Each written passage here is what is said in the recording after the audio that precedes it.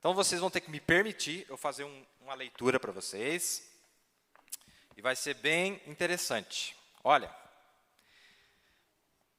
Agora, na sequência da leitura, vai lá no verso 11, tá? E nós já vamos ler o capítulo depois. Vai no verso 11. E vi um grande trono branco, tá? E vi um grande trono branco, e o que estava sentado sobre ele, de cuja presença fugiu a terra e o céu, e não se achou lugar para eles. Aí diz assim, e vi os mortos, grandes e pequenos, que estavam diante do trono, e abriram-se os livros, e abriu-se outro livro, que é o da vida. E os mortos foram julgados pelas coisas que estavam escritas nos livros, segundo as suas obras. E deu o mar os mortos que nele havia, e a morte e o inferno deram os mortos que neles havia. E foram julgados, cada um segundo as suas obras. E a morte e o inferno foram lançados no lago de fogo. Esta é a segunda morte. E aquele que não foi achado escrito no livro da vida foi lançado no lago de fogo. Certo? Tá. Quando é que acontece isso aí, irmão Billy? Quando que é? Depois dos 1000 anos aqui, certo? Amém? Aqui. Não aqui. Quer ver o irmão Brando falar para nós agora? Se você não entender esses 2 pontos aí, como eu disse, vai ter vaca pastando em cima das árvores. E peixe voando nos céus. E não dá certo. Tem alguma coisa errada. Apocalipse 20, 11, 15, vi um grande trono branco, e o que estava sentado sobre ele, de cuja presença fugiu a terra e o céu, e não se achou lugar para eles. E vi os mortos, grandes e pequenos, que estavam diante do trono, e abriram-se os livros, e abriu-se outro livro, que é o da vida. Estou lendo a escritura de volta para vocês. Aí diz assim, ó, assim diz, estes justos, aí diz assim, e aquele que não foi achado escrito no livro da vida, foi lançado no lago de fogo. Estarão neste julgamento tanto os justos como os injustos. Lá, ó, lá no final, tá bom? Grava isso aí. Irmãos, aqui o profeta vai explicar da onde que vem essa promessa, da onde que vem esse quadro que você está vendo aí. Foi Jesus quem prometeu, amém? Olha, ali estarão tanto os justos como os injustos, diferente desta outra ressurreição que aparece ali no começo, certo? Estes justos não serão a noiva, porque a noiva se assenta com ele no julgamento. Porque em 1 Coríntios 6, 2 e 3 diz, não sabeis vós que os santos hão de julgar o mundo? Ora, se o mundo deve ser julgado por vós, sois porventura indignos de julgar as coisas mínimas? Não sabeis vós que havemos de julgar os anjos? Quanto mais as coisas pertencentes a esta a vida. Apocalipse 3, 21. O profeta está provando que nós não somos esses que aparecemos lá sendo julgados. Muito pelo contrário, nós aparecemos do lado de cá, julgando estas pessoas. Certo? Vocês vão me desculpar um pouco de leitura aqui, mas vai ficar bom o negócio aqui daqui a pouco, tá bom? Vai ficar bom. Olha, assim como eu venci, agora, ao que vencer, lhe concederei que se assente comigo no meu trono, assim como eu venci, e me assentei com meu Pai no seu trono. Veja, a noiva está com ele no trono de juízo, lá de cá. Os do lado de lá não é você. Visto que ela deve julgar o mundo, ela tem que estar assentada com ele no julgamento. Isso é exatamente o que Daniel viu em Daniel 7, 9 e 10. Eu continuei olhando até que foram postos nos tronos, e um ancião de dia se assentou, o seu vestido era branco como a neve, e o cabelo da sua cabeça como limpa lã, o seu trono chamas de fogo, e as rodas dele fogo ardente. Um rio de fogo manava e saía de diante dele, milhares de milhares o serviam, e milhões estavam diante dele. Assentou-se o juízo e abriram-se os livros. Vejam, é a mesma cena. Qual cena, irmão Billy? A do final lá, certo? Da segunda ressurreição, não da primeira. Porque os milhares de milhares que o estão servindo são a noiva, pois quem serve o marido, senão a esposa. Agora, aqui que nós já vamos chegar num negócio mais interessante aqui. Surge agora a pergunta, por que esses justos estão no julgamento? Não há nenhum outro lugar em que possam surgir. Aqui que eu quero chegar. Olha, por que esses justos estão no julgamento? Não há nenhum outro lugar que possam surgir, porque há apenas 2 ressurreições, correto? Quantas ressurreições há? 2. E uma vez que eles não puderam se qualificar-se para a primeira ressurreição, eles devem surgir na segunda. Muito importante esse ponto. Que é a ressurreição para juízo. Aqueles que se qualificam para a primeira ressurreição, a noiva, não estão em juízo. João 5, 24. Na verdade, vos digo que quem ouve a minha palavra e crê naquele que me enviou, tem a vida eterna. Isto é, o crente já é beneficiário da vida eterna, que ele tem em sua possessão agora. Você não precisa receber vida eterna lá no trono branco. Você já tem vida eterna. Aquele que crê. E não entrará em condenação, não entrará em juízo, é o que realmente diz. Mas passou permanentemente da morte para a vida. Mas note atentamente que Jesus deve ter em mente ainda outro grupo que numa determinada ressurreição receberá vida eterna.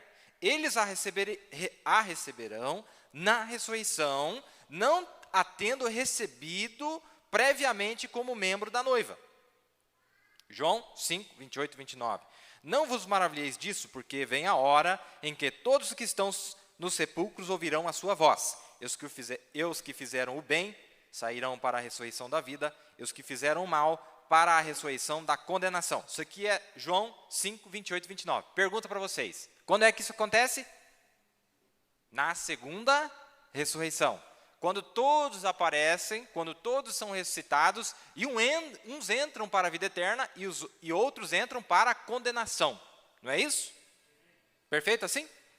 Agora, todos nós sabemos que João 5, 28 e 29 não é o arrebatamento. Amém?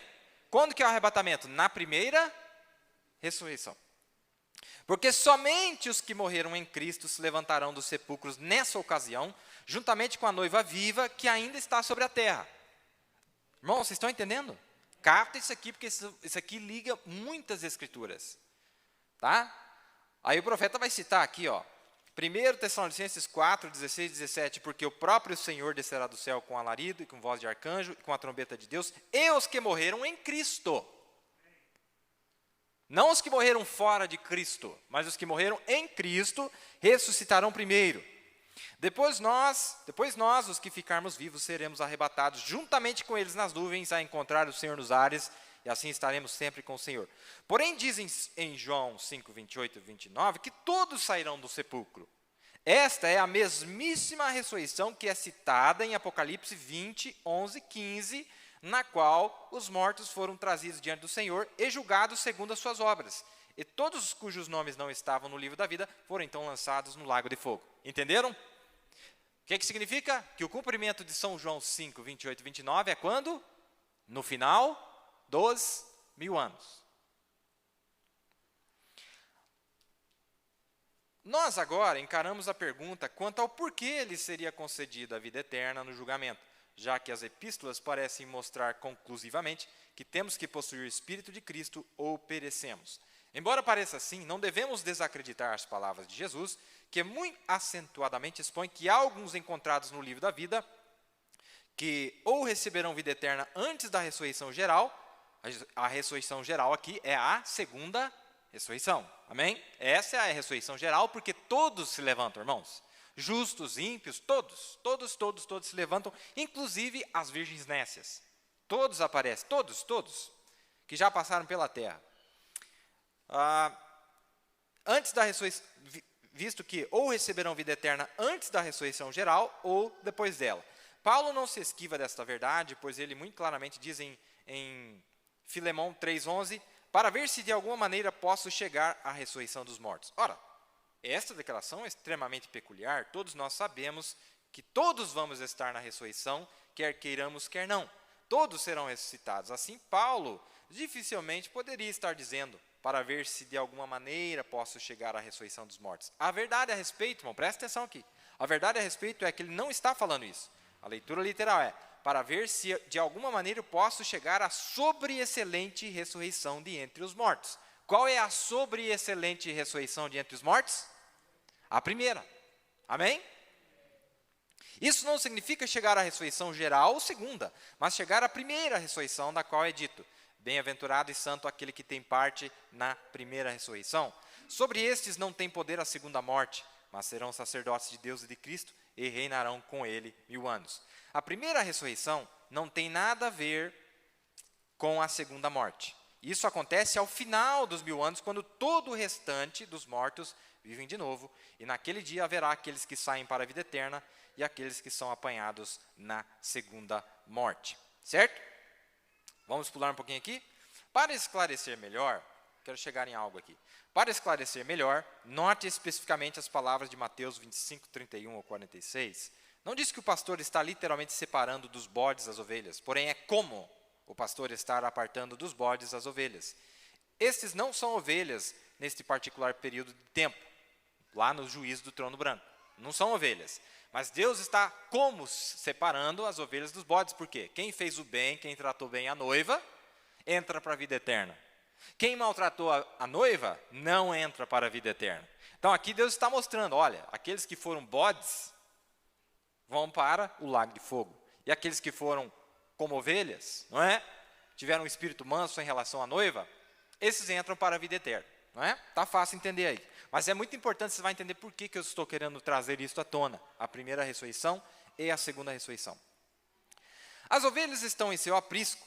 Nós somos as ovelhas, amém? A noiva são as ovelhas. Nós falamos aqui no programa passado que o profeta mostra para nós que aquele cordeiro... Quem é uma ovelha? O cordeiro, não é quando a ovelhinha está mais novinha, não é? O cordeiro que aparece em Apocalipse 5 é a noiva. Aquele que toma o livro lá. O profeta diz, é a noiva. Hã? Ou o cordeiro vai casar com outro que não tem a mesma natureza que ele? Hã? O cordeiro tem que casar com o quê? Com uma cordeira, não é? Não é isso? Eles já têm vida eterna e não podem entrar em juízo. Porém, esses não têm vida eterna e eles estão no juízo. É-lhes permitido entrar na vida eterna. Mas baseado em que eles entram na vida eterna? Certamente não pelo fato de que já têm sua vida como a noiva tem. Mas eles a recebem porque foram amáveis para os seus irmãos. Que coisa, hein? Eles não são seus irmãos. Isso os faria cordeiros com Jesus. Eles não são herdeiros de nada, a não ser a vida. Aquele negócio do trono. Que, irmão, isso aí é só para uma classe muito especial de pessoas. Isso aí não é para qualquer um não, viu? Eles não compartilham nenhum trono, etc., com ele. Seus nomes tinham de estar no livro da vida e não ser removidos. Agora, por causa do seu amor pelo povo de Deus, eles são reconhecidos e salvos. Tá. Agora, não há dúvida de que serviram e ajudaram os filhos de Deus, talvez como Nicodemos e Gamaliel. Eles defenderam os filhos num tempo de dificuldade. Está prestando atenção? Se isso parece ter um toque de restauração, observe atentamente agora, pois os ímpios não serão restaurados. Não tem negócio de restauração para ímpio, certo? Mas introduzidos no lago de fogo. Os nomes de muitos desses destruídos estavam no livro da vida também, mas foram riscados porque falharam em honrar o povo de Deus, que era a viva palavra manifesta. Agora, sejamos, aqui que eu quero chegar. Sejamos bem claros aqui. Estes não são as nações sendo julgadas e adentrando o milênio por terem acolhido e ajudado os judeus. O profeta está mais uma vez enfatizando, não vá confundir este evento aqui, onde está sendo julgados os que fizeram o bem, tá certo? Por que eu vou dizer isso aqui? Porque tem um pensamento muito forte de hoje em dia, que há uma outra classe que vai ser ressuscitada durante o milênio. É por isso que eu estou trazendo para vocês. Olha, esse aqui não é quando as nações, você ajudou os judeus, você fez bem, então você vai entrar aqui para o milênio, aqui vai viver no milênio. Não, isso aqui é lá no final, certo? Tudo bem? Tudo bem. Vamos lá. Onde é que eu estava? Estes não são nações sendo julgadas e adentrando o milênio por terem acolhido e ajudado os judeus. Isso fica bem claro devido à conclusão desses versículos. E irão os ímpios, para o tormento eterno, lago de fogo, mas os justos para a vida eterna. Quando, irmão? Deixa eu perguntar para vocês, quando é que acontece isso? Na segunda ressurreição, amém? Mas os justos para a vida eterna. Não há nenhum registro de 2 julgamentos fixados, certo? Não tem 2 julgamentos fixados. Onde os ímpios são lançados no lago de fogo, onde os ímpios são lançados no lago de fogo. Somente, irmão, capta isso aqui. Somente a besta e o falso profeta são julgados no fim da grande tribulação. Você captou isso aqui? Irmão, sabe quando que é a inauguração do inferno? Você sabia que não tem ninguém no inferno, né? Eles ficam lá na 5ª dimensão esperando ressuscitar na segunda ressurreição para ser lançado no lago de enxofre, né? Só que é o seguinte, O inferno é inaugurado antes de chegar lá. Sabe quando que o inferno é inaugurado? Aqui, ó. Tem 2 camaradas que vão para lá e não vão nem passar pelo juízo do trono branco. Já vai condenar direto para o inferno. Você viu ali? Quer ver? É chocante, não é? Quem são esses 2 personagens? Vamos ver lá? Quem que é os 2 personagens? Ó, não há nenhum registro de 2 julgamentos fixados, onde os ímpios são lançados no lago de fogo. Somente a besta e o falso profeta são julgados no fim da grande tribulação. Vamos ver na Escritura onde é que eles estão ali? Onde é que eles são lançados no lago de fogo? Apocalipse 19, 20. Está preparado aí? 19, 19. E vi a besta e os reis da terra e seus exércitos reunidos para fazerem guerra àquele que estava sentado sobre o cavalo e ao seu exército. Isso aqui é durante o período da tribulação. E a besta foi presa, e com ela o falso profeta, que diante dela fizeram sinais, com quem enganou os que receberam o sinal da besta e adoraram a sua imagem. Estes 2 foram lançados vivos no ardente lago de fogo e de enxofre. Viu aí? Inauguraram o inferno, esses 2 aí. São 2 pessoas. E sabe o que é o mais impressionante? Que o próprio diabo só é lançado depois. O diabo vai encontrar com eles lá 1000 anos depois. Quer ver lá o diabo encontrando eles? Apocalipse 20.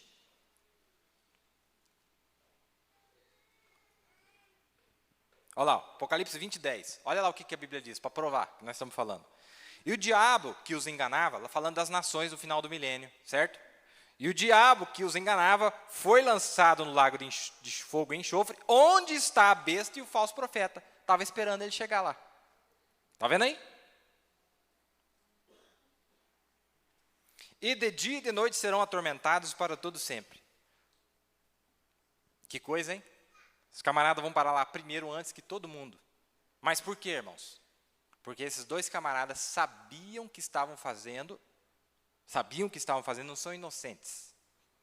É como Judas. Judas, as últimas palavras de Judas foi: eu traí sangue inocente. Sabia o que estava fazendo. Sabia que Cristo era a palavra manifestada. Sabia que esta mensagem era a verdade. Sabia que Deus vindicou a sua palavra nesta era final. Mas se venderam para Satanás. E onde é que eles foram parar direto? Lá. Eles nem aparecem no juízo do trono branco. Vão direto para o lago do fogo. Esse aí não tem a mínima chance. Não é? Por quê? Porque sabiam, vai para a perdição. Não foi o que aconteceu com Judas? Foi para a perdição. Não é? Muito interessante isso aí, não é? Então vamos lá. Então ele diz aqui, ó. Somente a besta e o falso profeta são julgados no fim da grande tribulação. Não. Este é o julgamento do trono branco, e eles são julgados segundo o que está escrito no livro. Isso aqui eu li a partir da página 246 do livro As 7 Eras da Igreja. Deixa eu perguntar para vocês de novo, irmãos. Quem que é ressuscitado aqui? Mais alguém? Mais ninguém é ressuscitado aqui, certo? Os demais são ressuscitados quando? Aqui. E eles entram onde? Na eternidade, no novo céu e na nova terra. Irmãos, aqui não é o princípio do novo céu e da nova terra. O princípio do novo céu e da nova terra é aqui. Aqui o profeta diz que nós ainda estamos em tempo. Não é? Lembra que nós fizemos aqui no culto passado? Vamos tirar aqui esse mapinha, vamos manter essa linha do tempo aqui. Vamos manter essa linha do tempo. E eu vou voltar a repetir. Ó. Aqui foi lá com Adão, certo? 2000 anos depois.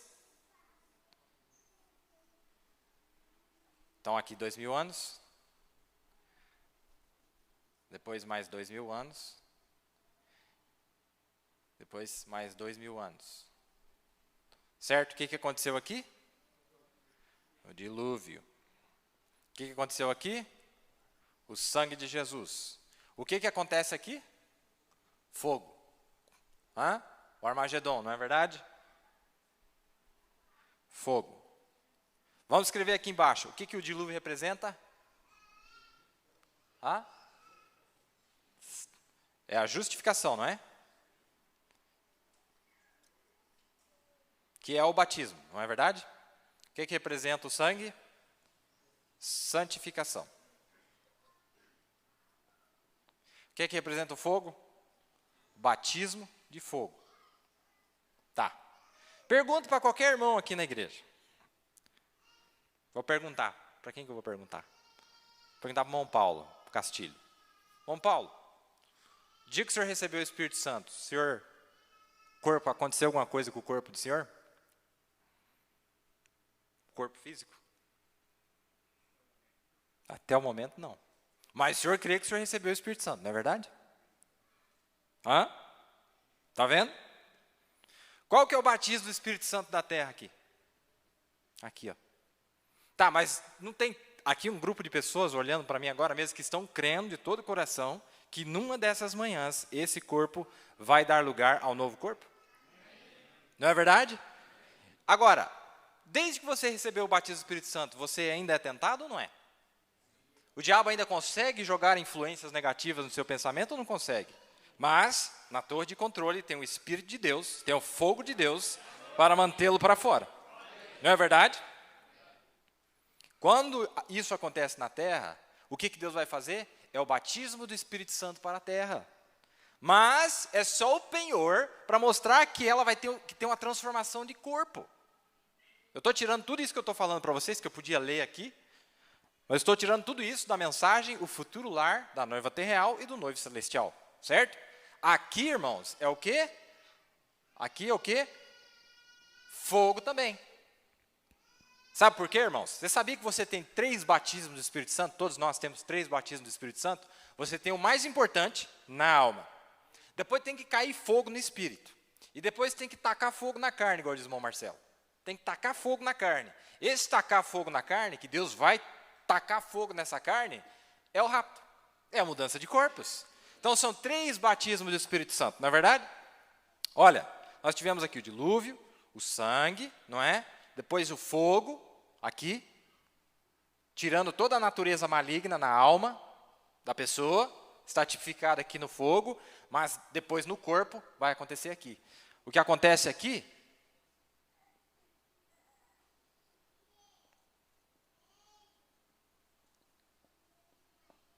qual o espírito que vai estar regendo as nações durante o milênio? O espírito do diabo, que está fazendo o que está fazendo hoje, ou o espírito de Cristo? Vai ser o espírito de Cristo. Ele vai trazer em sujeição todas as nações, ele vai trazer em sujeição todas as pessoas que estiverem sobre a terra. Porque lembre-se, irmãos, vai ter 2 classes de pessoa na terra. Aí você fala, irmão, mas não. O que pregam por aí, se você analisar na mensagem do irmão Branham, ele nunca pregou. Tá? De que há pessoas ressuscitadas durante o milênio, que vai ressuscitar pessoas. Eu nunca vi o irmão Branham falar isso. Que vai ter pessoas ressuscitadas. E agora nós estamos provando pela Escritura que só tem 2 ressurreições, não é? A primeira ressurreição e a segunda ressurreição. Quem é que se levanta aqui? Hã? Tá. Quando ela se levanta aqui, fica 3 anos e meio no palácio e depois volta para onde? Para a terra. Tá. Nós vamos reger com vara de ferro, não vai? Assentados no trono com ele. Quem é que nós vamos reger? As nações. Da onde que vêm essas nações? Aí você fala, irmão Billy, eu vou perguntar para vocês, eu vou jogar na mão de vocês e vocês que respondem, eu não vou falar nada. Todos serão mortos durante a tribulação? Todos serão mortos durante a tribulação? Você que está dizendo. Está nas suas mãos. Mas você vai ter que provar pelas Escrituras, não é verdade? Agora, é claro que não há uma ressurreição ali. Não aparece ninguém mais ressurreto. Irmão, a glória de Deus, que Ele quer dar esse reino de 1000 anos na terra, um povo imortal. E outra, irmão, é 1000 anos que você está aqui no mundo velho, nesse mundo sem transformar. Porque dali você já vai direto para a nova terra. Você não morre mais. Você vai viver 1000 anos e vai entrar na eternidade onde não conta mais tempo. Está entendendo? Você não precisa se preocupar mais, irmãos. A obra que Deus está fazendo hoje é a mesma obra que vai estar continuando daqui a 2000 anos para frente, se pudesse ser contado o tempo. Que coisa, hein? Que coisa maravilhosa. Vejamos lá, olha. Mas os outros mortos, em Apocalipse 25, mas os outros mortos não reviveram até que os 1000 anos se acabaram. Porque no versículo 4 é a noiva. Amém? Olha, bem-aventurado e santo aquele que tem parte. Olha, bem-aventurado e santo. Não sabeis vós que os santos herdarão a terra? Hão de julgar a terra? Quem são os santos, irmãos? Quem são os santos que apareceram no livro de Daniel, capítulo 7? A noiva. Quem que era aquele semelhante ao Filho do Homem? Os santos. É os santos, que o domínio foi entregue a eles. Lembra lá no livro de Daniel? Vamos dar uma revisão lá? Vamos dar uma revisão lá, irmãos? Livro de Daniel. Livro de Daniel, capítulo 7. Quando ele revela quem era aquele semelhante ao Filho do Homem. Quando revela, que ele diz algo muito tremendo ali, ó. No versículo 27 do capítulo 7. E o reino, e o domínio, e a majestade dos reinos debaixo de todo o céu serão dados ao povo dos santos do Altíssimo. O seu reino será um reino eterno, e todos os domínios o servirão e lhe obedecerão. Todos os domínios da terra obedecerão a esse que está sentado no trono. Mas quem é esse que está sentado no trono? Não é o filho de Davi? Não é? O filho de Davi, não é esse? Pois é, acontece que o filho de Davi tem uma esposa. E ele disse, olha, aquele que vencer, eu darei que se assente comigo no meu trono. Qual é o trono dele? Qual é o trono dele? O trono do filho de Davi. Assim como eu venci, me assentei no trono de meu pai. O trono do Filho de Deus. Está entendendo? Falou, olha, aquele que vencer, se assenta comigo no meu trono, filho de Davi. E quando é que isso acontece? No milênio. Certo? Vamos devagar aqui. Estão gostando? Estão entendendo?